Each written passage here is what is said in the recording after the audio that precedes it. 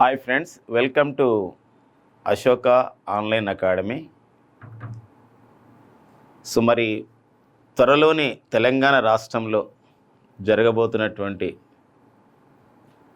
పోటీ పరీక్షల్లో మనకి తెలంగాణ అంశాలపైన పట్టు సాధించాల్సినటువంటి విషయం మీ అందరికీ కూడా తెలుసు. ఎందుకోసమంటే తెలంగాణకు సంబంధించినటువంటి ప్రభుత్వ ఉద్యోగాలు ప్రిపేర్ అవుతున్న ప్రతి ఒక్కరు కూడా గుర్తుపెట్టుకోవాల్సిన అంశం ఏంటంటే, ఓకేనా, మనం అంతర్జాతీయ జాతీయ విషయాలు నేర్చుకోవడం ఎంత ఇంపార్టెన్స్ ఇస్తామో, so at the same time తెలంగాణకు సంబంధించినటువంటి అంశాలు, తెలంగాణలో ఉన్నటువంటి ఒక వార్తలు ఉన్నటువంటి వ్యక్తులు కానివ్వండి, తెలంగాణకు సంబంధించిన బడ్జెట్ అంశాలు కానివ్వండి, ఆర్థిక సామాజిక నివేదిక లాంటి అంశాలు కానివ్వండి, సో తెలంగాణకు సంబంధించినటువంటి అవార్డులు కానివ్వండి, సో మన తెలంగాణలో ఉన్నటువంటి వార్తల్లోని ప్రదేశాలు కానివ్వండి, ఇవన్నీ కూడా మనకి నేర్చుకోవాల్సిన అవసరం ఉంటుంది. వీటిపైన కూడా మనం పట్టు సాధించాల్సిన అవసరం ఉంది. మనం అన్నీ చదివేసి అంతర్జాతీయ జాతీయ మిగతా అన్ని విషయాలు కరెంట్ అఫైర్స్లో చూసుకొని, జీకేలు చూసుకొని, తెలంగాణ అంశాలు చూసుకోలేదనుకోండి, అది అసంపూర్ణమే అవుతుంది. ఈ క్రమంలోనే జూలై 2024లో ఓకేనండి, జూలై 2024లో జరిగినటువంటి అంటే తెలంగాణకు సంబంధించినటువంటి జరిగినటువంటి ఒక అంశాలు, ఒక వార్తల్లో వ్యక్తులు కానివ్వండి, వార్తల్లో ప్రదేశాలు కానివ్వండి, వాటితో పాటుగా ఇంకా అవార్డులు కానివ్వండి, ఏదైనా శంకుస్థాపన చేయడం కానివ్వండి, ప్రభుత్వ కార్యక్రమాల వివరాలు కానివ్వండి, ఇవన్నీ కూడా మనకు ఈ సెషన్లో ఈ వీడియో ద్వారా మనం డిస్కస్ చేద్దాం. బిష్ణుదేవ్ వర్మ మనకి వార్తల్లో వ్యక్తిగా ఉన్నారు తెలంగాణకు సంబంధించి. బిష్ణుదేవ్ వర్మ తెలంగాణ రాష్ట్ర నూతన గవర్నర్గా నియమితులు కావడం జరిగిందండి. తెలంగాణ రాష్ట్ర నూతన గవర్నర్ గుర్తుపెట్టుకోండి. మరి బిష్ణుదేవ్ వర్మ తెలంగాణ రాష్ట్ర నూతన గవర్నర్. వీరి నేపథ్యం ఏందో చూద్దామండి. బిష్ణుదేవ్ వర్మ తెలంగాణ రాష్ట్ర నూతన గవర్నర్గా తెలంగాణ గవర్నర్గా నియమితులు కావడం జరిగిందండి. మరి బిష్ణుదేవ్ వర్మ తెలంగాణ గవర్నర్గా ప్రమాణ స్వీకారం అయ్యే విషయంలో మరి ఎవరి చేత ప్రమాణ స్వీకారం చేయబడ్డారు, మరి ఎవరి చేత ప్రమాణ స్వీకారం చేయడం జరిగింది?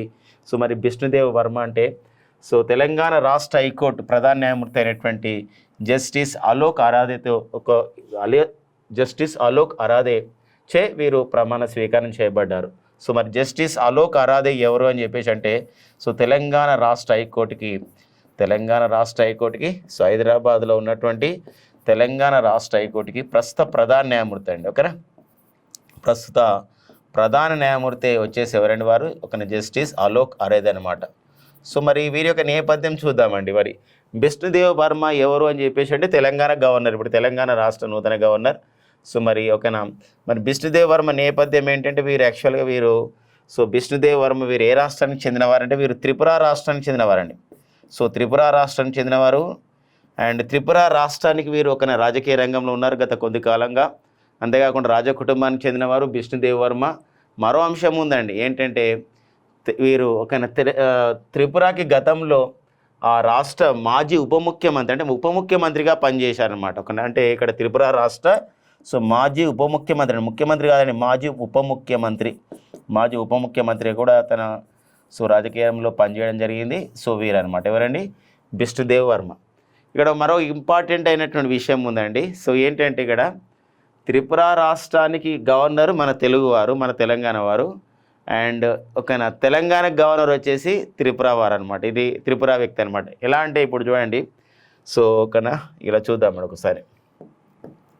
ఇప్పుడు త్రిపుర రాష్ట్ర గవర్నర్ ఉన్నారండి. త్రిపుర రాష్ట్ర గవర్నర్. త్రిపుర రాష్ట్ర గవర్నర్ వచ్చేసి మనకి నల్లు ఇంద్రసేనారెడ్డి గారు. నల్లు ఇంద్రసేనారెడ్డి గారండి. మరి నల్లు ఇంద్రసేనారెడ్డి గారు తెలుగువారు. అండ్ నెక్స్ట్ వచ్చేసి తెలంగాణ వారు, సూర్యాపేట జిల్లాకు చెందినవారు. నల్లు ఇంద్రసేనారెడ్డి గారు త్రిపురకు రాష్ట్ర గవర్నర్గా ఉన్నారు. మళ్ళీ ఇక్కడ చూడండి, మరి ఇక్కడ తెలంగాణ గవర్నర్ వచ్చేసి ఎవరండి? ఇక్కడ బిష్ణుదేవ్ వర్మ. వీరు త్రిపురకు చెందినవారు అన్నమాట. ఈ అంశం చూసుకోవాలి. మరొక అంశం ఈ సందర్భంగా గుర్తుపెట్టుకోవాలి ఏంటంటే, మన ప్రస్తుతం మన భారతదేశంలో 3 రాష్ట్రాలకి గవర్నర్లు మన తెలుగువారు ఉన్నారు. ప్రస్తుతం మన భారతదేశంలో 3 రాష్ట్రాలకి గవర్నర్లు మన తెలుగువారు ఉన్నారు. ఒకరు వచ్చేసి నల్లు ఇంద్రసేనారెడ్డి గారు, Tripura governor. And Haryana governor అండి. హర్యానా గవర్నర్గా ఎవరున్నారంటే మనకి బండారు దత్తాత్రేయ అండి. మన తెలుగువారు, తెలంగాణ వారు బండారు దత్తాత్రేయ గారు. సో మరి బండారు దత్తాత్రేయ గారు కేంద్ర మంత్రి కూడా వీరు పనిచేశారు, బండారు దత్తాత్రేయ గారు. మరొకటి వచ్చేసి ఇక్కడ ఏంటంటే ఇక్కడ మరొకరు మిజోరం గవర్నర్ అండి. మిజోరం రాష్ట్ర గవర్నర్ కూడా మన తెలుగువారే. సో ఆంధ్రప్రదేశ్ చెందినవారు, విశాఖకి చెందినవారు. వారు కంబంపాటి హరిబాబు అండి. ఎవరండి? కంబంపాటి. సో కంబంపాటి హరిబాబు అండి, కంబంపాటి హరిబాబు. సో ఈ నేపథ్యాన్ని కూడా గుర్తుపెట్టుకోవాల్సిన అవసరం ఉంటుందండి. ఓకేనా?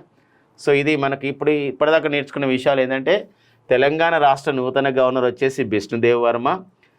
వీరు ఎవరి చేత ప్రమాణ స్వీకారం చేయబడ్డారు తెలంగాణ గవర్నర్ అంటే జస్టిస్ అలోక్ అరాధే. జస్టిస్ అలోక్ అరాధే ఎవరంటే తెలంగాణ రాష్ట్ర హైకోర్టుకి ప్రస్తుత ప్రధాన న్యాయమూర్తి. సో మరి బిష్ణుదేవ్ వర్మ యొక్క నేపథ్యం ఏంటి? వాళ్ళు త్రిపురకు చెందినవారు. మరి త్రిపుర మాజీ ఉప ముఖ్యమంత్రిగా వీరు అంటే ఉప ముఖ్యమంత్రిగా పనిచేశారు కాబట్టి ఇప్పుడు మాజీ ఉప ముఖ్యమంత్రి అవుతారు. ఇక్కడ ఇంట్రెస్టింగ్ ఏంటంటే ఇక్కడ త్రిపురకు గవర్నరు తెలంగాణ వారు నల్లు ఇంద్రసేనారెడ్డి అండ్ బిష్ణుదేవ్ వర్మ వచ్చేసి ఇక్కడ ఏంటంటే ఇక్కడ ఆ తెలంగాణ గవర్నర్ ఉన్నారు. అక్కడ త్రిపుర గవర్నర్ నల్లు ఇంద్రసేనారెడ్డి అయితే మన తెలంగాణ వారైతే సో తెలంగాణ గవర్నర్ త్రిపుర వ్యక్తి అనమాట. అండ్ మన దేశంలో ప్రజెంట్ అయితే 3 రాష్ట్రాలకు తెలుగువారు గవర్నర్గా పనిచేస్తున్నారు. త్రిపురకి, హర్యానాకి, మిజోరంకి. త్రిపుర గవర్నర్ వచ్చేసి నల్లు ఇంద్రసేనారెడ్డి గారు, హర్యానా బండారు దత్తాత్రేయ గారు, మిజోరం గవర్నర్ వచ్చేసి ఎవరండి? కంబంపాటి హరిబాబు. ఓకేనా? ఇప్పుడు నెక్స్ట్ ఇంకొక విషయం చూద్దామండి. యువ భారత నైపుణ్య విశ్వవిద్యాలయ ఏర్పాటు ఇది కాబోతుంది అనమాట. అంటే దీనికి శంకుస్థాపన జరిగింది. సో యువ భారత నైపుణ్య విశ్వవిద్యాలయాన్ని ఏర్పాటు విషయంలో సో శాసనసభలో బిల్లును ప్రవేశపెట్టడం, ఆమోదించడం కూడా జరిగింది. సో ఈ విషయం పైన తెలంగాణ ఐటీ పరిశ్రమల శాఖ మంత్రి అయినటువంటి వారు శ్రీధర్ బాబు గారు దీన్ని ప్రవేశపెట్టడం జరిగింది. వెంటనే యువ భారత నైపుణ్య విశ్వవిద్యాలయం, దీన్ని మనం ఇంగ్లీష్లో యంగ్ ఇండియా స్కిల్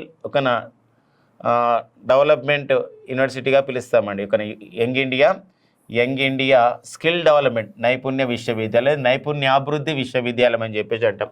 నైపుణ్యాభివృద్ధి విశ్వవిద్యాలయంగా పిలుస్తామండి. సో మరి దీని యొక్క ఉద్దేశం ఏంది, మోటో ఏంది చూద్దామండి. అసలు పర్పస్ ఏంది? ప్రపంచంలో వస్తున్న మార్పులకు అనుగుణంగా పరిశ్రమలకి, సేవా రంగానికి, గమనించండి ఇక్కడ ఇండస్ట్రీస్కి అండ్ నెక్స్ట్ వచ్చేసి ఇక్కడ సర్వీస్ సెక్టార్కి. పరిశ్రమలు అంటే మనకి ఇక్కడ ఏమవుతుందండి? సెకండ్ సెక్టార్ అవుతుంది, ద్వితీయ రంగం అవుతుంది. ఓకేనా? ప్రాథమిక రంగం వ్యవసాయం అయితే, ద్వితీయ రంగం పరిశ్రమలు అయితే, మనకు తృతీయ రంగం అనేది సేవా రంగం అవుతుంది. సో ఇవి మనకి మరి ప్రజెంట్ అయితే ఈ మోడర్న్ సంబంధించినటువంటి కాలంలో, ఈ యొక్క ఆధునిక కాలంలో దీనికి ఇంపార్టెన్స్ ఇస్తున్నారు. వ్యవసాయ రంగాన్ని కూడా ఖచ్చితంగా ఇంపార్టెన్స్ ఇస్తున్నాం, దాంతోపాటు దీన్ని కూడా ఇస్తున్నారు. మరి పరిశ్రమలకి, సేవా రంగానికి అవసరమైన నైపుణ్యంతో కూడినటువంటి మానవ వనరులని అందుబాటులోకి తీసుకురావడం దీని యొక్క ఉద్దేశం. ఒక్కొక్కసారి మనకు అడుగుతాడు ఏంటంటే తెలంగాణ రాష్ట్ర ప్రభుత్వం ఏర్పాటు చేసింది తెలంగాణ అంటే యంగ్ ఇండియా లేకపోతే యువ భారత నైపుణ్యాభివృద్ధి విశ్వవిద్యాలయం. మరి దీని యొక్క ఉద్దేశం ఏంటి, పర్పస్ ఏంటంటే ఇది గుర్తుపెట్టుకోవాలంటే మెయిన్ ఏంటంటే పరిశ్రమలకి, సేవా రంగానికి అవసరమైన నైపుణ్యంతో కూడిన మానవ వనరులని అంటే హ్యూమన్ రిసోర్సెస్ సోని అందుబాటులోకి తీసుకురావడం. అంటే ఎందుకోసం మరి ఏంటంటే ప్రపంచంలో వస్తున్నటువంటి మార్పులకు అనుగుణంగా. సో ప్రపంచంలో వస్తున్నటువంటి మార్పులకు అనుగుణంగా ఈ యొక్క పరిశ్రమలకు సంబంధించినటువంటి సేవా రంగానికి సంబంధించిన అవసరమైన నైపుణ్యంతో కూడినటువంటి మానవ వనరులని అందుబాటులోకి తీసుకురావడం. అయితే దీన్ని ఎక్కడ శంకుస్థాపన చేశారు, ఎక్కడ ఏర్పాటు చేస్తున్నారు? ఇప్పుడు ఒక ప్రభుత్వ మరియు ప్రైవేట్ భాగస్వామ్యంతో దీన్ని ఏర్పాటు చేస్తున్నారు. ఓకేనా? ప్రభుత్వ మరియు ప్రైవేట్ భాగస్వామ్యంతో ఏర్పాటు చేస్తున్నారు. దీని ఒక 150 కోట్ల రూపాయలతో దీన్ని సో ఏర్పాటు చేస్తున్నారు. ఈ ఆల్రెడీ శంకుస్థాపన జరిగింది. సో రంగారెడ్డి జిల్లా కందుకూరు మండలంలోని మీర్ ఖాన్పేట సమీపంలో ఉన్నటువంటి బేగరి కంచ అనే ప్రాంతంలో దీనికి శంకుస్థాపన జరిగింది. సో మరొకసారి చూద్దాం ఆ ప్లేస్. ఇక్కడ రంగారెడ్డి జిల్లా కందుకూరు మండలం మీర్ ఖాన్పేట సమీపంలోని బేగరి కంచ అనే ప్రాంతంలో దీన్ని ఒక శంకుస్థాపన చేయడం జరిగింది. ఈ శంకుస్థాపనలో తెలంగాణ రాష్ట్ర ముఖ్యమంత్రి శ్రీ యనుమల రేవంత్ రెడ్డి గారు అండ్ ఒక మంత్రివర్గం కూడా ఇందులో పాల్గొనడం జరిగిందనమాట. సో ఇది ఒక యువ భారత నైపుణ్య విశ్వవిద్యాలయం ఏర్పాటు పైన ఉన్నటువంటి విషయం. ఎందుకోసం అంటే ఇక్కడ ప్రపంచంలో వస్తున్న మార్పులు చాలా జరుగుతున్నాయి. ఒకప్పుడు చూడండి, ఇప్పుడు మనకంతా కూడా ఆర్టిఫిషియల్ ఇంటెలిజెన్స్ని ఆ విధంగా సో ఎక్కువగా యూజ్ చేస్తున్న క్రమం. అంటే ఐటీ అనేది ఒక ఇన్ఫర్మేషన్ టెక్నాలజీ కానివ్వండి, ఇలా ఒక ఏఐ హబ్ అంటే మన భారతదేశంలో ఇప్పుడు ఒక ఆర్టిఫిషియల్ ఇంటెలిజెన్స్ అనేది, కృత్రిమ మేధస్సు అనేది స్టార్టప్ అనేది ఒక డెవలపింగ్ సెక్టార్గా ఉన్న నేపథ్యం ఉంది. అలాంటి క్రమంలో ఇప్పుడు మనకు ఒక తెలంగాణలో ఆర్టిఫిషియల్ ఇంటెలిజెన్స్ హబ్ని ఏర్పాటు చేస్తున్నారు. మరి ఆర్టిఫిషియల్ ఇంటెలిజెన్స్ ఒక సిటీని ఏర్పాటు చేయడానికి చేస్తున్నారు. మరి ఆర్టిఫిషియల్ ఇంటెలిజెన్స్ హబ్ని ఎక్కడ ఏర్పాటు చేస్తున్నారండి ఇక్కడ? సో మనకి మహేశ్వరం అండి, తెలంగాణకు హైదరాబాద్కు సమీపంలో ఉన్నటువంటి మహేశ్వరంలో ఏర్పాటు చేస్తున్నారు. అంటే ఆర్టిఫిషియల్ ఇంటెలిజెన్స్ సంబంధించినటువంటి దానికి సంబంధించినటువంటి పరిశ్రమల్లో పనిచేయడానికి కావాల్సినటువంటి ఈ మానవ వనరులను ఇక్కడ సిద్ధం చేశారనమాట. ఇలాంటి క్రమం అన్నమాట. ఓకేనండి. సో మరి ఇలాంటి క్రమంలో మరి ఈ మధ్యలో మరొక అప్డేట్ ఇందులో వచ్చింది. Young India skill development university, young India నైపుణ్యాభివృద్ధి విశ్వవిద్యాలయానికి చైర్మన్గా ఆనంద్ మహేంద్ర ఉండబోతున్నారని చెప్పేసి. సో ఆనంద్ మహేంద్ర అండ్ మహేంద్ర సంస్థకు చెందినటువంటి వారు, ప్రముఖ పారిశ్రామికవేత్త, మరి సోషల్ మీడియాలో ఎంతో యాక్టివ్గా ఉండేవారు. సో ఆనంద్ మహేంద్ర అండి. సో ఆనంద్ మహేంద్ర ఈ యొక్క యువభారత నైపుణ్య విశ్వవిద్యాలయానికి వీరు చైర్మన్గా ఉండబోతున్నారు అని చెప్పేసి కూడా మనకు ఒక అప్డేట్ అనేది ఇవ్వడం జరిగింది తెలంగాణ రాష్ట్ర ప్రభుత్వం. కాబట్టి ఆ అప్డేట్ని కూడా మనం చూసుకోవాల్సినటువంటి అవసరం ఉంది. కాబట్టి యువభారత నైపుణ్య విశ్వవిద్యాలయం లేదా యువభారత నైపుణ్యాభివృద్ధి విశ్వవిద్యాలయాన్ని ఎక్కడ ఏర్పాటు చేస్తున్నారు, ఇలాంటి నేపథ్యం అనమాట. అంతేకాకుండా వీటికి ఐఐటీలను తెలంగాణ రాష్ట్రంలో ఉన్నటువంటి ఐఐటి అంటే మనకి తెలంగాణ రాష్ట్రంలో హైదరాబాద్ సమీపాన గల కంది వద్ద ఐఐటి అనేది ఉంది, ఒక Indian institute of the technology. At the same time ఇక్కడ ఐటీఐలు అంటారు, ఇండస్ట్రియల్ ట్రైనింగ్ ఇన్స్టిట్యూట్స్ అని చెప్పేసి అంటాం. వాటిని కూడా దీనికి అనుసంధానం చేయబోతున్నట్టు కూడా ప్రకటించడం జరిగింది అనమాట. ఓకేనండి. నెక్స్ట్ చూద్దాం. నెక్స్ట్ ఇంకా తెలంగాణ అంశాలు మరి చూద్దామండి. ఇది మనకి ఏంటంటే ఒక వార్తల్లోని ప్రదేశంగా ప్లేసెస్ ఇన్ ద న్యూస్గా మనం చెప్పవచ్చు, ఒక కరెంట్ హిస్టారికల్గా కూడా చెప్పవచ్చు అనమాట. ఏంటంటే ఇక్కడ ఒక చారిత్రకమైనటువంటి అంశంగా చెప్పుకోవచ్చు. కొలనుపాక. సో మనకి దక్షిణ భారతదేశంలోనే ఒక బాగా గుర్తింపు పొందినటువంటి చాలా పాపులర్ అయినటువంటి జైన దేవాలయం ఎక్కడైతే ఉందంటే అది మనకి కొలనుపాక, యాదాద్రి భువనగిరి జిల్లా అండి. కొలనుపాక అంటే ఎక్కడ ఉంటుందండి? ఇది యాదాద్రి భువనగిరి జిల్లాలో ఉంటుందండి. యాదాద్రి భువనగిరి లేదా భువనగిరి అంటామండి, యాదాద్రి భువనగిరి జిల్లాలో. సో మనకి ఇక్కడ ఒక ఆలయం సమీపాన మనకి ఇక్కడ కొలనుపాక అనే ఒక జైన ఆలయం ఉంటుంది. అయితే ఇక్కడ కొందరు పరిశోధకులు, కొందరు హిస్టోరియన్స్, కొందరు చరిత్రకారులు ఇక్కడికి వెళ్ళి పరిశోధన చేస్తున్నారు.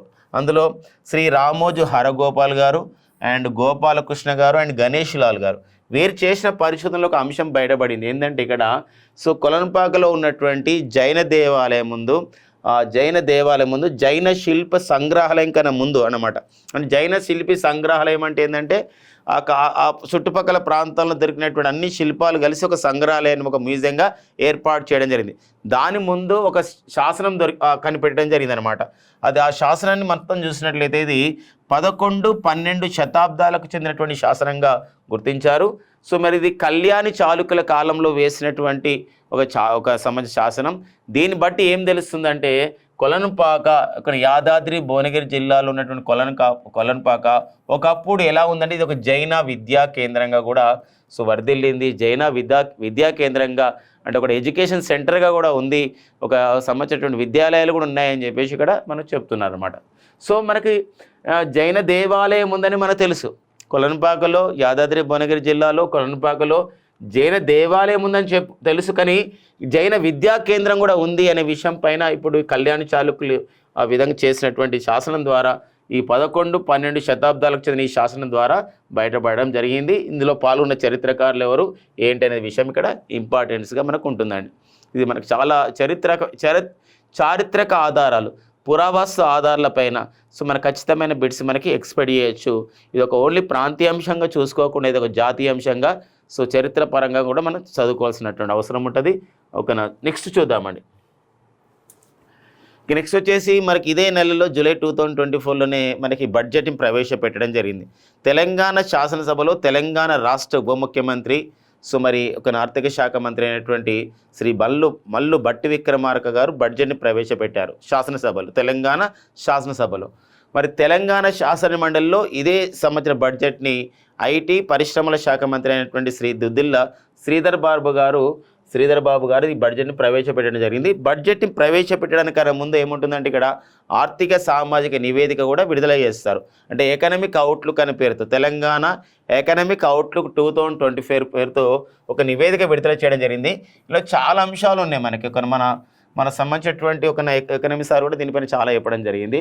అయితే మరి ఇందులో కొన్ని కీలకమైన అంశాలు మనం చూద్దామండి. ఎందుకోసం సన్నకారు రైతులపైన ఒక ప్రధానమైన వ్యాఖ్య ఉందన్నమాట. అంటే తెలంగాణ రాష్ట్రంలో అంటే తెలంగాణ ఆర్థిక సామాజిక నివేదిక ప్రకారం, తెలంగాణ ఈ సోషియో ఎకనామిక్ అవుట్లుక్ నివేదిక ప్రకారం, ఈ రిపోర్ట్ ప్రకారం సో సన్నకారు రైతులు అంటే 100% తీసుకుంటే మొత్తం రైతులని, అందులో సన్నకారు రైతులే 68.7% మంది ఉన్నారు అని చెప్పేసి ఇక్కడ ఈ నివేదిక చెప్తుందండి. అంటే ఎక్కువ మంది సన్నకారు రైతులు ఉన్నారు. అలా సన్నకారు రైతులు అంటే ఎలా డివైడ్ చేశారు ఇందులోనే ఇవ్వడం జరిగింది ఇదే నివేదికలో. సో సన్నకారు రైతులు అంటే ఎవరు అంటే ఎవరికైతే 2.47 ఎకరాల కంటే తక్కువ విస్తీర్ణం 2.47 ఎకరాల కంటే తక్కువ విస్తీర్ణం గల భూమి ఎవరికైతే ఉంటుందో సో వారిని మనం సన్నకారు రైతులుగా సో గుర్తించడం జరుగుతుంది. అండ్ సన్నకి రైతుల విషయంలో మనకి భూమిని బట్టి అంటే వారికి సంబంధించినటువంటి వాళ్ళకున్నటువంటి రైతులకు ఉన్నటువంటి భూమిని బట్టి సన్నకారు రైతులని ఒకటి సన్నకారు రైతులని అంటే ఇక్కడ ఉంది సన్నకారు రైతులని, చిన్నకారు రైతులని, పాక్షిక మధ్య తరహా రైతులని అండ్ భూ కమతం అని చెప్పేసి ఇలా ఈ భూ కమతం గల రైతులని పిలుస్తారనమాట. అలాంటి క్రమంలో ఇది ఎకరస్ అనమాట. అంటే మనకి రైతులకు ఎంత ల్యాండ్ ఉంది అనే దాన్ని బట్టి ఈ సంవత్సరం డివిజన్ ఉంటుంది. సో మనకు అత్యధికంగా అయితే ఒక తెలంగాణ ఆర్థిక సామాజిక నివేదిక 2024 ప్రకారం అయితే మన తెలంగాణ రాష్ట్రంలో సన్నకారు రైతులు 68.7% మంది ఉన్నారు. అంటే వీళ్ళందరూ కూడా ఒక్కొక్క రైతు 2.47 ఎకరాల కంటే తక్కువ విస్తీర్ణం గల భూమి ఉంది. మరి చిన్నకారు రైతులు అంటే ఎలా మనం ఎలా దాన్ని డిఫైన్ చేస్తామంటే ఒక చిన్నకారు రైతులు 2.48 ఎకరాల నుంచేని 4.94 ఎకరాల మధ్య లోపు భూమి విస్తీర్ణం ఉండడం అన్నమాట.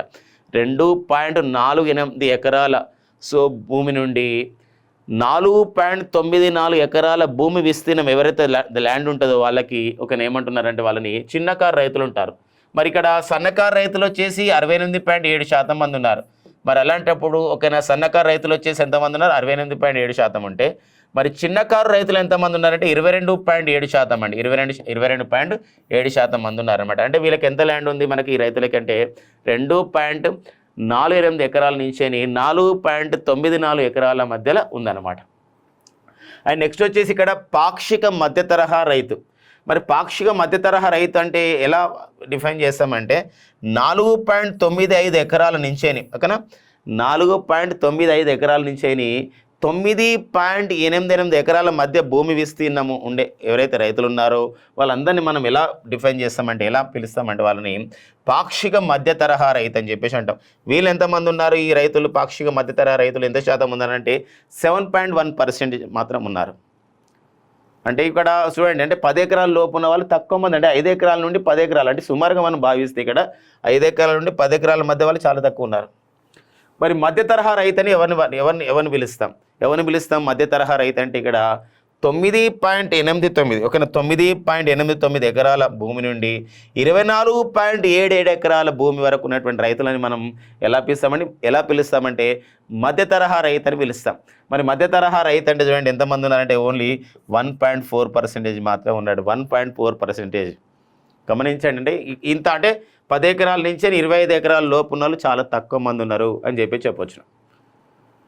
భూకమతం అని చెప్పేసి అంటామంటే ఒక భూకమతం గల రైతులు అంటే ఇక్కడ ఏంటంటే 24.78 ఎకరాల పైన ఉన్న వాళ్ళు 24.78 ఎకరాల కంటే ఎవరైతే ఎక్కువగా ఉంటారో సో మరి అలాంటి రైతులను అలాంటి వాళ్ళని వాళ్ళ సంబంధించినటువంటి దీని ప్రకారం ఎలా పిలుస్తామంటే ఇక్కడ భూకమతం ఉన్న రైతులుగా పిలుస్తాం. వీళ్ళు మొత్తం రైతులలో ఎంతమంది ఉన్నారంటే సో 0.1% మాత్రమే ఉన్నారండి. సో ఇదొక కరెంట్ ఎకనమీ పాయింట్ ఆఫ్ కూడా మనం తీసుకోవాల్సిన అవసరం ఉంటుంది. ప్రతి పాయింట్ కూడా ఇంపార్టెంట్గా ఉంటుందండి. ఇది తెలంగాణ ఆర్థిక సామాజిక నివేదిక 2024 ప్రకారం. సో ఇంకా మరిన్ని తెలంగాణ ఆర్థిక సామాజిక నివేదిక విషయాల్ని మన ఎకనమీ సార్ చెప్పడం జరిగింది. సో వాటిని కూడా చూసుకోండి. ఓకేనా, నెక్స్ట్ చూద్దామండి. సో మరి తెలంగాణ బడ్జెట్లోని కొన్ని ముఖ్యాంశాలు డిస్కస్ చేద్దామండి. కొన్ని ముఖ్యాంశాలు తెలంగాణ బడ్జెట్లోని 2024-25లోని తెలంగాణ బడ్జెట్. సో మరి దీనిలోని ముఖ్యాంశాలు మొత్తం బడ్జెట్ ఒక్కోసారి పోటీ పరీక్షల్లో మొత్తం బడ్జెట్ ఏంటో కూడా అడుగుతున్న నేపథ్యం ఉంటుందండి. సో మొత్తం బడ్జెట్ వచ్చేసి ఇక్కడ 2 లక్షల కోట్లను గుర్తుపెట్టుకోండి. 2,90,59 కోట్లు అనమాట. అంటే 2,90,59 కోట్ల బడ్జెట్ని మొత్తం బడ్జెట్గా ప్రకటించడం జరిగింది. ఇందులో 6 గ్యారెంటీలకి 6 గ్యారెంటీలు అండి ఇక్కడ. అంటే వాటిని మనం అభయహస్తం అని చెప్పేసి అంటున్నాము. ఇవన్నీ కూడా 6 గ్యారెంటీలు. ఈ 6 గ్యారెంటీలకి అంటే ఇక్కడ కాంగ్రెస్ ప్రభుత్వం అధికారంలోకి రావడానికి గల కారణమైనటువంటి మేనిఫెస్టోలో ఉన్నవి 6 గ్యారెంటీలు అనమాట. ఈ 6 గ్యారెంటీలకి మరి ఒక నా బడ్జెట్లో ఎంత కేటాయించడం జరిగిందంటే 47,167 కోట్లను కేటాయించడం జరిగింది. 47,167 కోట్లను కేటాయించడం జరిగిందండి. మరి ఇందులోనే మరి పంచాయతీరాజ్ మరియు గ్రామీణాభివృద్ధి, ఒక తెలంగాణ రాష్ట్ర పంచాయతీరాజ్ శాఖకి, పంచాయతీరాజ్ శాఖ అండ్ గ్రామీణాభివృద్ధి, మరి పంచాయతీరాజ్ అండ్ రూరల్ డెవలప్మెంట్కి ఎంత కేటాయించడం జరిగిందంటే ఇక్కడ 29,816 కోట్లను కేటాయించడం జరిగిందనమాట. మరి ఎంతో ఇంపార్టెంట్ అయినటువంటి సాగునీటి రంగం ఇరిగేషన్కి సో మరి ఎంత కేటాయించడం జరిగిందంటే ఇక్కడ 22,301 కోట్లను కేటాయించడం జరిగింది ఇరిగేషన్ సెక్టార్కి, సాగునీటి రంగానికి. గతంతో పోల్చినట్లయితే విద్యా రంగానికి కొన్ని కేటాయింపులు పెరిగినాయని చెప్పేసి ఈ బడ్జెట్ ద్వారా మనం తెలుసుకోవచ్చు. సో ప్రాథమిక విద్యకి, ప్రైమరీ ఎడ్యుకేషన్కి 17,942 కోట్లని కేటాయించడం జరిగింది ప్రైమరీ ఎడ్యుకేషన్కి అనమాట. ఇక నెక్స్ట్ వచ్చేసి మరొక ఇంపార్టెంట్ ఏంటంటే మనకి ఏదైతే మనకి మేనిఫెస్టోలో తెలంగాణ రాష్ట్ర అంటే ప్రస్తుతం ఉన్నటువంటి కాంగ్రెస్ ప్రభుత్వం ఎన్నికల హామీలో భాగంగా సో మనకి ఒక నాణ్యమైనటువంటి వరి రకాలకి 500 రూపాయల బోనస్ ఇస్తామని చెప్పేసి ప్రకటించడం జరిగింది. దాన్ని ఈసారి బడ్జెట్లో చెప్పడం జరిగింది అనమాట. అంటే ఏంటంటే ఇక్కడ ప్రభుత్వం గుర్తించినటువంటి 33 రకాల వరి ధాన్యాలకి క్వింటాల్కు 500 రూపాయల బోనస్ ఇస్తారనమాట. ఎంత బోనస్ అంటే ఇది అంటే ప్రభుత్వం గుర్తించినటువంటి 33 రకాల వరి ధాన్యాలు నెంబర్ గుర్తుపెట్టుకోండి. 33 రకాల వరి ధాన్యాలు, ఇవి సన్నధాన్యం కావచ్చు, నాణ్యమైన ధాన్యం, ఇది ప్రభుత్వం చెప్తుంది అనమాట, ఈ రకాలకు ఇస్తామని చెప్పేసి. సో 500 రూపాయలు ఇస్తారండి. ఈ బడ్జెట్లో దీనికి సంబంధించిన కేటాయింపులు జరిగినాయి. దీనికి బడ్జెట్లో ఎంత కేటాయింపులు జరిగినాయంటే 1,800 కోట్ల రూపాయలు అండి. 1,800 కోట్ల రూపాయలని కేటాయించడం జరిగింది.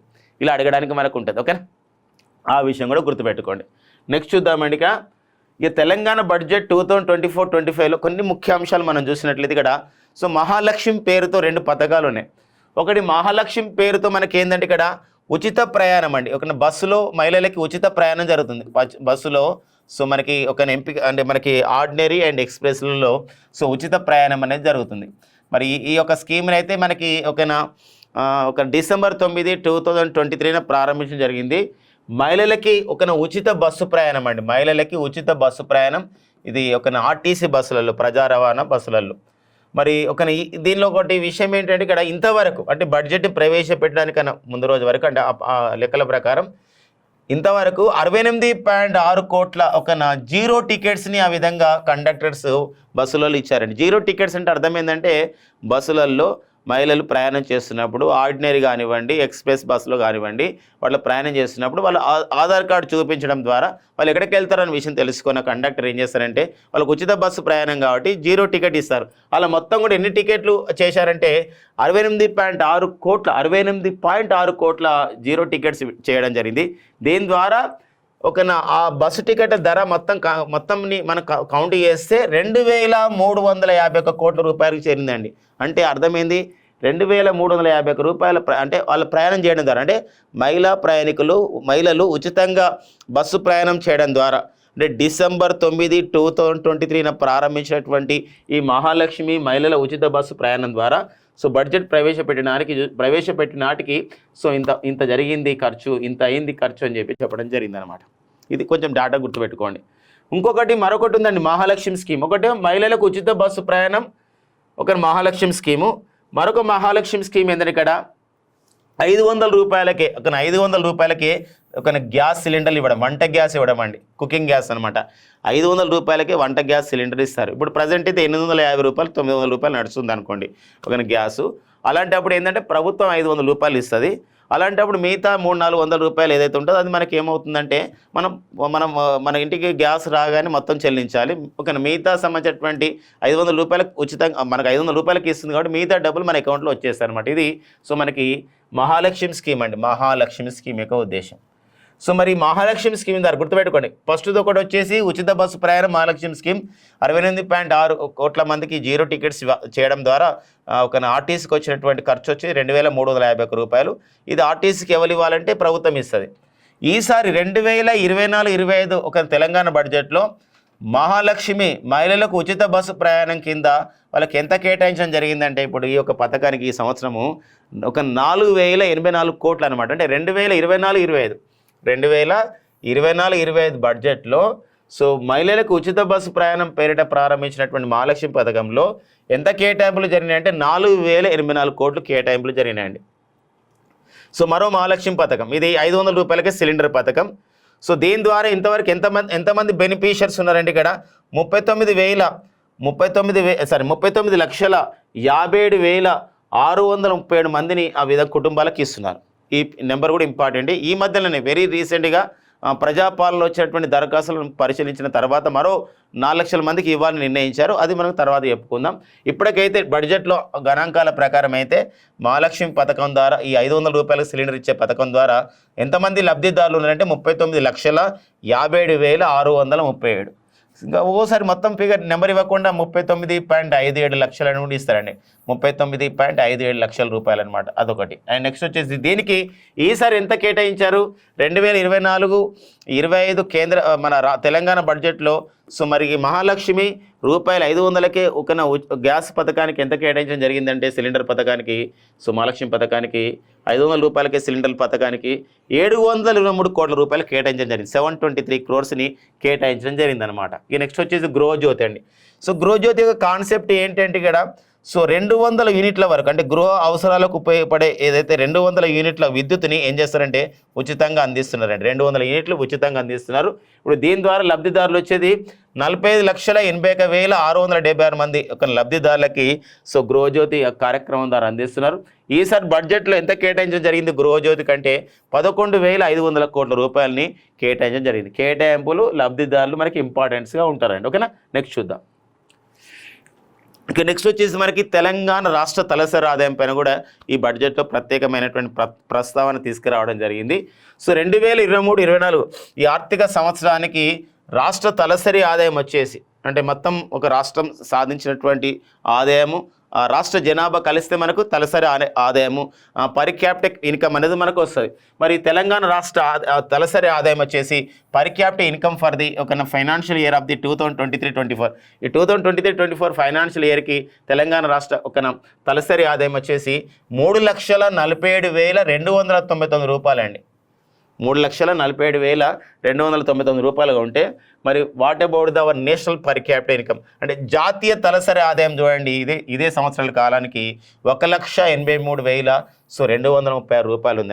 అంటే అర్థమైంది ఇక్కడ జాతీయ తలసరి ఆదాయం కన్నా కూడా తెలంగాణ రాష్ట్ర తలసరి ఆదాయం అనేది సో ఎక్కువగా ఉందన్నమాట. అండ్ నెక్స్ట్ వచ్చి ఇందులో మనం చూసినట్లయితే కొన్ని వ్యత్యాసాలు ఉన్నాయని చెప్పేసి కూడా సో మరి రాష్ట్ర ఆర్థిక శాఖ మంత్రి గారు అయినటువంటి శ్రీ మల్లు భట్టి విక్రమార్క గారు రాష్ట్ర ఆర్థిక శాఖ మంత్రి శ్రీ మల్లు భట్టి విక్రమార్క గారు ఒక సమాజ వ్యత్యాసాన్ని చెప్పడం జరిగింది. ఎలా అంటే సో రంగారెడ్డి జిల్లా యొక్క తలసరి ఆదాయం వచ్చేసి 9,46,862 రూపాయలు ఉంది. 9,46,862 రూపాయలు ఉంటే అదే రంగారెడ్డి పక్కన హైదరాబాద్ సమీపంలో ఉన్నటువంటి వికారాబాద్ జిల్లా యొక్క తలసరి ఆదాయము 1,80,241 రూపాయలు ఉంది. అంటే ఎంత వ్యత్యాసం ఉంది. సో ఇవి తగ్గాలని చెప్పేసి కూడా చెప్పడం జరిగింది అనమాట. ఇది మనకి బడ్జెట్లో ఉన్నటువంటి ప్రధానమైన అంశాలు, తెలంగాణకు సంబంధించిన అంశాల్లో ఇంపార్టెన్స్ ఇవ్వాలి. ఇక నెక్స్ట్ వచ్చేసి మనకి బడ్జెట్లో ఉన్నటువంటి ప్రధానమైన కేటాయింపులు కూడా కొన్ని తెలుసుకోవాల్సిన అవసరం ఉంటుంది. బడ్జెట్లో మనకి రైతు రుణమాఫీ సో మనకి 2 లక్షల రూపాయల రుణమాఫీని ఆ విధంగా చేస్తామని చెప్పేసి సో మనకి మేనిఫెస్టోలో ప్రకటించడం జరిగింది మన కాంగ్రెస్ ప్రభుత్వం. ఇలాంటి క్రమంలో సో మాట నిలబెట్టుకున్నటువంటి పరిస్థితుల్లో ఇక్కడ చూడండి రైతు రుణమాఫీ అనేది జరుగుతూ ఉంది. ఇప్పుడు సో మనకి ఇప్పటికే 2 దశలు అయిపోయి 3వ దశలు కూడా వస్తున్నాం. ఆగస్టు 15 వరకు కూడా మొత్తం కూడా రైతు రుణమాఫీ సో 2 లక్షల రూపాయలు చేయబోతున్నారు అనమాట. అంటే రైతు ఒక వ్యవసాయ భూమిని తనఖా పెట్టి బ్యాంకుల ద్వారా తీసుకున్నటువంటి ఏదైతే ఒక రుణం ఉందో ఆ రుణము 2 లక్షల రూపాయల వరకు కూడా రుణమాఫీ చేయడం జరుగుతుంది తెలంగాణ ప్రభుత్వం. సో ఇదొక ప్రతిష్టాత్మకమైనటువంటి విషయం. 26,000 కోట్ల రూపాయలు దీనికి కేటాయించడం జరిగిందండి. రైతు భరోసా అంటే పంట పెట్టుబడి సహాయ పథకం. గతంలో మనకి సో కేసీఆర్ గారు ముఖ్యమంత్రిగా ఉన్నప్పుడు అప్పుడు ఉన్నటువంటి కార్యక్రమం రైతు బంధు, ఇప్పుడు రైతు భరోసా. మరి ఈ రైతు భరోసా అప్పుడు రైతు బంధులో ఎకరానికి 10,000 రూపాయలు ఇవ్వడం జరిగింది 2 దశల్లో. ఈసారి ఎకరానికి 15,000 రూపాయలు ఆ విధంగా చేయబోతున్నట్టు ప్రకటించడం జరిగింది. ఈ క్రమంలో అంటే ఒక రైతు భరోసాకి ఎంత కేటాయించడం జరిగిందంటే 15,075 రూపాయలని కేటాయించడం జరిగింది. అండ్ చేయూత అంటే పింఛన్ల కార్యక్రమం, పెన్షన్స్ అండి.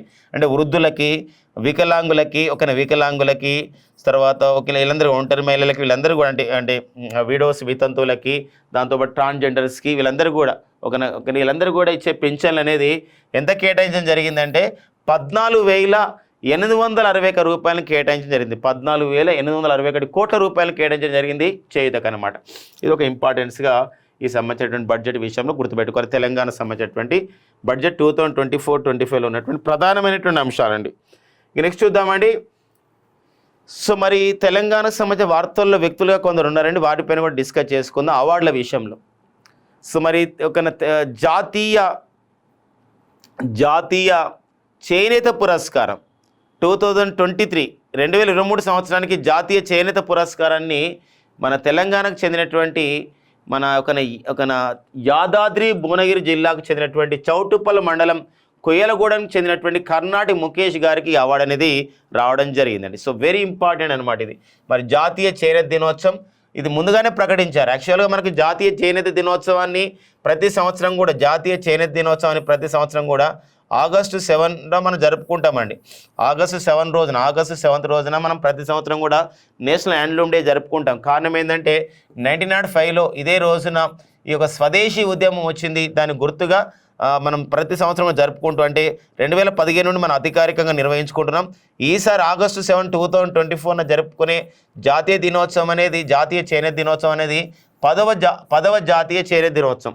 ఈ సందర్భంగా కేంద్ర జౌళి శాఖ భారతదేశంలో ఎవరైతే ఈ హ్యాండ్లూమ్ సెక్టార్లో ఉన్నారో, చేనేత వర్గం వారు ఉన్నారో, వారికి ఒక సంబంధించినటువంటి వారు చేసినటువంటి ప్రతిభా పాట వారు సంబంధించిన ఒక ప్రొఫెషనల్గా వారు చేసినటువంటి ఏదైనా ఒక చీర నేయడం కానివ్వండి, ఇలాంటి వాటికి అన్నీ కూడా ఒక కాంపిటీషన్ నిర్వహించడం జరిగింది. ఇలా మొత్తం కూడా ఒక 27 మంది దరఖాస్తులు వచ్చాయి. అలాంటి వాటిల్లో మన కర్ణాటి ముఖేష్ కూడా వీరు ఒక బీటెక్ చదవడం జరిగింది. వీరు ఒక మంచి విద్యావంతులు. మరి కర్ణాటి ముఖేష్ వీరు ఒక 2 సంవత్సరాలు కష్టపడి, కొన్ని నెలలు కష్టపడి ఒక డబుల్ ఇక్కత్తో 7 మీటర్ల ఆ విధంగా చీర నేయడం జరిగిందనమాట. దాని గుర్తింపుగా ఒక నూలు చీర నేయడం జరిగింది. దాని గుర్తింపుగా 2023 సంవత్సరానికి జాతీయ చేనేత పురస్కారానికి ఇవ్వడం జరిగింది. సో వీరు ఎవరండి? కర్ణాటి ముఖేష్. వీరి యొక్క నేపథ్యం ఏంటి? మన తెలంగాణ రాష్ట్రంలోని యాదాద్రి భువనగిరి జిల్లా అండి. యాదాద్రి భువనగిరి జిల్లా చౌటుప్పల్ మండలంలో ఉన్నటువంటి కొయ్యలగూడెం గ్రామానికి చెందినవారు కర్ణాటి ముఖేష్. వెరీ వెరీ ఇంపార్టెంట్గా మనకు ఉంటుందండి. మరి తెలంగాణకు సంబంధించినటువంటి ఒక అంశంగా తీసుకోకూడదు. ఇది ఒక జాతీయ అవార్డుగా కూడా గుర్తుపెట్టుకోవాల్సిన అవసరం ఉందండి. వీరు నేసినటువంటి చీర ఏంటంటే డబుల్ ఇక్కత్ సాంగ్ దాంతో చేయడం జరిగింది అనమాట, ఒక పద్ధతి ద్వారా. ఇక్కత్ చీరలు అంటే మనకు ఫేమస్ వచ్చేసి భూతాన్ పోచంపల్లి, అది కూడా యాదాద్రి భువనగిరి జిల్లాలోనే ఉంది. అదే ఇక్కత్ చీరకి అంటే భూతాన్ పోచంపల్లి ఉన్న ఇక్కత్ చీరకి జియోగ్రఫికల్ ఇండికేషన్ ట్యాగ్, భౌగోళిక గుర్తింపు కూడా గతంలోనే రావడం జరిగింది అనమాట. సో ఈ అంశం మనం ఇంపార్టెన్స్గా చూసుకోవాల్సిన అవసరం ఉంది. జాతీయ చేనేత పురస్కారం అనమాట. గతంలో మరి కర్ణాటి ముఖేష్ గారికి ఇంకా కొండా లక్ష్మణ్ బాపూజీ పురస్కారం కూడా గతంలో రావడం జరిగింది. సో నెక్స్ట్ చూద్దామండి. మరి దాశరథి కృష్ణమాచార్య పురస్కారం తెలంగాణ ప్రభుత్వం ఇస్తుంది. ఇంకొక ప్రైవేట్ అవార్డు, 2 అవార్డులు ఉంటాయి దాశరథి కృష్ణమాచార్య గారి పైన. మరి దాశరథి కృష్ణమాచార్య గారు మరి తెలంగాణ వారు. వీరు మరి 2024 సంవత్సరానికి సంబంధించినటువంటి దాశరథి కృష్ణమాచార్య పురస్కారానికి ఎవరిని ఎంపిక చేసింది తెలంగాణ రాష్ట్ర ప్రభుత్వం అంటే జూకంటి జగన్నాథం అండి. మరి జూకంటి జగన్నాథం గారు వీరు రాజన్న సిరిసిల్ల జిల్లా తంగలపల్లి గ్రామానికి చెందినవారు. మరి జూకంటి జగన్నాథం గారు వీరికి ఒక పేరు ఏంటంటే, వీరికి ఒక బిరుదు ఏంటంటే మట్టి కవి అని పిలుస్తారు. సో వీరు చేసినటువంటి సాహిత్యానికి చేసిన కృషికి గాను తెలంగాణ ప్రభుత్వం దాశరథి కృష్ణమాచార్య పురస్కారాన్ని ఎవరికి ఇవ్వడం జరిగిందంటే జూకంటి జగన్నాథం గారికి. ఈ ప్రైజ్ మనీ వచ్చేసి 1,116 రూపాయలు. సో మరి ఇక్కడ 116 అనేది మనకి తెలంగాణలో ఒక సింబాలిక్గా మనకు ఉంటున్న సందర్భం ఉంటుందండి. మన అవార్డులో కూడా అలా చేసుకోవడం జరిగింది. ఇంకొకటి మరి మహాకవి దాశరథి కృష్ణమాచార్య సాహిత్య పురస్కారం ఈ అవార్డు మరి శ్రీ కృష్ణదేవరాయ తెలుగు భాష నిలయం, హైదరాబాద్లో ఉన్నటువంటి శ్రీ కృష్ణదేవరాయ తెలుగు భాష నిలయం వాళ్ళకి అవార్డు ఇస్తారు. సో మహాకవి అండి. దీని తేడా గమనించండి. తెలంగాణ రాష్ట్ర ప్రభుత్వం ఇచ్చేది దాశరథి కృష్ణమాచార్య పురస్కారం. సో అదే హైదరాబాద్లో ఉన్నటువంటి శ్రీ కృష్ణదేవరాయ తెలుగు భాష నిలయం వాళ్ళు ఇచ్చే అవార్డు ఏదండి? ఇది మహాకవి దాశరథి కృష్ణమాచార్య సాహిత్య పురస్కారం. సో మరి ఎవరికి ఇవ్వడం జరిగిందంటే ఇక్కడ అందశ్రీ, వాగ్గేయకారుడైనటువంటి ప్రముఖ కవి అందశ్రీ. సో మరి వీరు రాసినటువంటి ఒక పాటనే కదండి మన తెలంగాణ పాట. సో మరి రాష్ట్ర గేయంగా మనకి ఈరోజు ఉంది మనకి ఏదండి, జయ జయ తెలంగాణ. సో వారికి అవార్డు అనేది ఇవ్వడం జరిగిందండి అందశ్రీ గారికి. సో 2 అవార్డ్స్ మనం సో తెలంగాణ ప్రాంతీయ అంశాల్లో ఇంపార్టెన్స్గా ఇవ్వాల్సినట్టు ఉందండి. ఇక నెక్స్ట్ వచ్చి దాశరథి కృష్ణమాచార్య నేపథ్యం మనం చూసినట్లయితే జూలై 22, 1925 వీరు జన్మించడం జరిగింది. నవంబర్ 5, 1987 మరణించడం జరిగింది. సో వీరు ఎన్నో సంబంధించిన పుస్తకాలు, సంకలనాలు, కవితలు రాయడం జరిగింది. అందులో ప్రత్యేకంగా చెప్పాల్సినటువంటి అవసరం ఉన్నటువంటి ఒక పుస్తకం ఉందండి. అది తిమిరంతో సమరం. ఈ పుస్తకం అండి ఇది. ఈ తిమిరంతో సమరం అని చెప్పేసి తిమిరంతో సమరం అనేది ఒక పుస్తకం. మరి 1974లో కేంద్ర సాహిత్య అకాడమీ అనేది వీరికి రావడం జరిగింది. 1974లో కేంద్ర సాహిత్య అకాడమీ వీరు పొందడం జరిగింది. తిమిరంతో సమరంతో అండి. తిమిరంతో సమరం. ఓకేనండి. తిమిరంతో సమరం అనే పుస్తక రచయిత ఎవరు అని చెప్పేసి అంటే దాశరథి కృష్ణమాచార్య గారు. వీరికి మరి కేంద్ర సాహిత్య అకాడమీ వచ్చింది 1974లో. లేకపోతే 1974లో దాశరథి కృష్ణమాచార్య గారి యొక్క ఏ రచనకు గాను కేంద్ర సాహిత్య అకాడమీ అవార్డు వచ్చిందంటే తిమిరంతో సమరం. వీరి యొక్క బిరుదులు వచ్చేసి ఇక్కడ అభ్యుదయ కవి, కళా ప్రపూర్ణ. సో అభ్యుదయ కవి అండ్ కళా ప్రపూర్ణ అనే బిరుదులు వీరి యొక్క సొంతం అన్నమాట. వీరికి ఇవ్వడం జరిగింది వీరు చేస్తున్నటువంటి సాహిత్య సంబంధించిన కృషికి గాను గతంలో.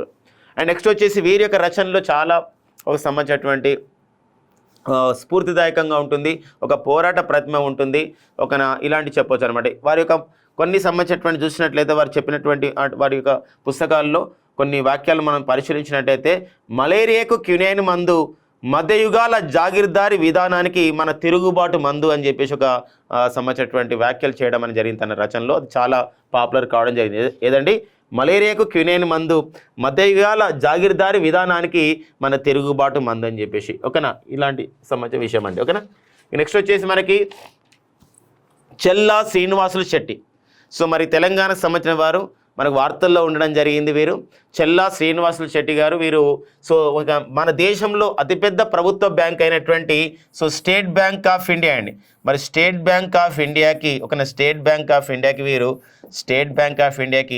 సో మనకి చైర్మన్గా నియమితులు కావడం జరిగింది. వీరు ఆగస్టు 28, 2024 నుండి పదవి బాధ్యతలు స్వీకరించబోతున్నారు. సో ప్రజెంట్ అయితే స్టేట్ బ్యాంక్ ఆఫ్ ఇండియాకి దినేష్ కుమార్ ఖరే. ఎవరండి? దినేష్ కుమార్ కారా లేదా దినేష్ కుమార్ ఖరే అంటారు. ఈ దినేష్ కుమార్ ఖరే స్థానంలో ఇతను పదవి విరమణ చేయబోతున్నాడు ఆగస్టు 28, 2024.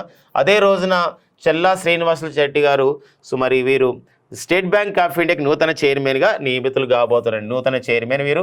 అయితే మరి వీరి యొక్క నేపథ్యం చూసినట్లయితే వీరు 1988లోనే సో 1988 సంవత్సరంలో స్టేట్ బ్యాంక్ ఆఫ్ ఇండియాలో ప్రొబేషనరీ ఆఫీసర్ పిఓగా జాయిన్ కావడం జరిగింది. అంచెలంచెలుగా ఎదిగి ఈరోజు స్టేట్ బ్యాంక్ ఆఫ్ ఇండియాకి చైర్పర్సన్ స్థాయికి వెళ్ళడం జరిగింది.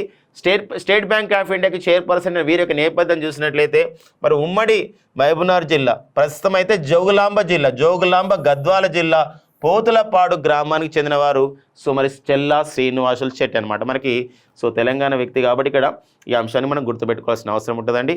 సో ఇంకా చాలా అంశాలు ఉంటాయి. తెలంగాణ ప్రాంతీయ అంశాలు, తెలంగాణ అంటే ఒక రీజనల్ అఫేర్స్ పైన. ఎందుకోసం అంటే మనకు తెలంగాణ ప్రభుత్వ ఉద్యోగాలకి మనం పోటీ పడుతున్నాం. సో మనకి TGPSC Telangana public service commission కానివ్వండి, ఇంకా మరేదైనా పోటీ పరీక్ష కానివ్వండి, తెలంగాణలో జరిగే పోటీ పరీక్షలకి ప్రభుత్వ ఉద్యోగులకి ఖచ్చితంగా ప్రాంతీయ అంశాలు, తెలంగాణ అంశాలు మనకి ఇంపార్టెన్స్గా ఉంటాయి. ఓకేనా? థ్యాంక్ యూ అండి అండ్ ఆల్ ద బెస్ట్.